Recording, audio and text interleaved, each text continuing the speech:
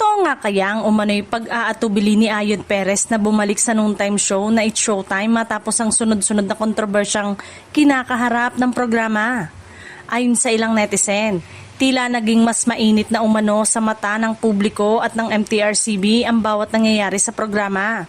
Kaya naglabasan ng iba't ibang espekulasyon tungkol sa kanyang pagbabalik.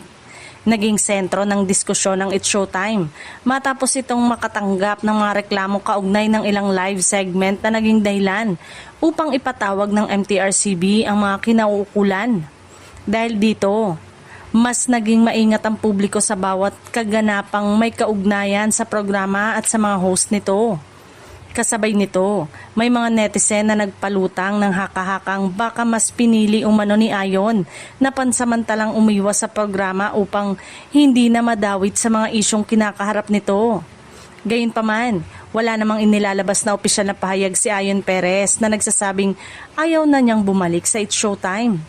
Marami rin ang nagpahayag ng suporta kay Ayon at sinasabing nauunawaan nila kung nanaisin nitong magpahinga o magbigay prioridad sa kanyang personal na buhay. Samantala, may iba namang naniniwalang normal lamang ang kanyang pansamantalang pagkawala at hindi ito dapat agad bigyan ng ibang kahulugan. Sa kabila ng mga usap-usapan, patuloy pa ring umaasa ang mga tagahanga na muling mapanood si Ayon sa programa sa tamang panahon. Naniniwala silang malaki pa rin ang ambag nito sa saya at entertainment na hatid ng It's Showtime sa mga manonood. Sa ngayon ay nananatiling haka-haka lamang ang mga balitang ayaw nang bumalik ni Ayon sa It's Showtime. Hanggat walang opisyal na kumpirmasyon mula kay Ayon o sa pamunuan ng programa, nararapat na maging maingat sa pagpapakalat ng mga hindi pa beripikadong impormasyon.